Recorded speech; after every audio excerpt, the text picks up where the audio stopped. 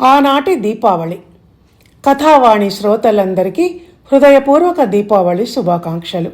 ప్రతి సంవత్సరం మనకు పండగలు వస్తూనే ఉంటాయి. అయితే కాలానుగుణంగా వీటిని జరుపుకునే విధానంలో జీవన శైలిని బట్టి తేడా స్పష్టంగా కనిపిస్తుంటుంది. నాకు దీపావళి అనగానే నా చిన్ననాటి ఆ దీపావళి పండగ గుర్తుకొస్తుంది. మా ఇంటనే కాదు, ఇంటింటా అదే పద్ధతి ఉండేది ఆ రోజుల్లో.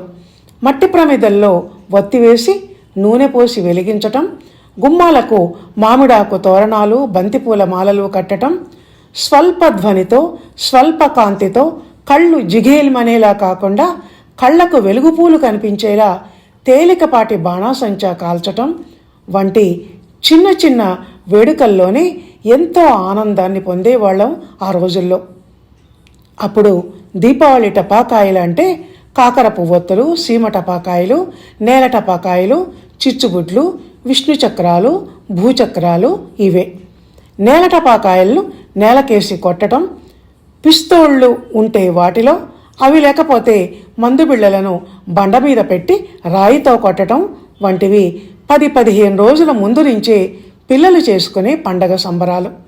చిటుక్కు చిటుక్కుమన్న ఆ శబ్దాలకే పిల్లల ముఖాలు ఆనందంతో వెలిగిపోయేవి. నల్లటి పాము బిళ్ళల్ని అరుగు మీద పెట్టి వెలిగిస్తే బుసబుసమంటూ అవి పాములా పైకి లేచి మెలికలు తిరగటం భలే తమాషాగా ఉండేది. చిచ్చుబుడ్లలో నుంచి వెలుగుపూల చెట్లు మొలకెత్తటం, విష్ణు చక్రాలు చేతిలో గిరగిరా తిరుగుతుంటే విష్ణుమూర్తిలా పోజు పెట్టి నిల్చోవటం, భూచక్రాలు భూమి మీద గిరగిరా తిరుగుతుంటే ఆ భూదేవే మన ముంగిల్లో గిరగిరా తిరుగుతున్నట్టు భావించటం భలే సరదాగా ఉండేది. అవన్నీ చూసి ఆ చిన్ని చిన్ని ఆనందాలకే పొంగిపోతూ పిల్లలు నవ్వుతూ చప్పట్లు కొడుతుంటే ఇది కదా పండగంటే అని అనిపించేది.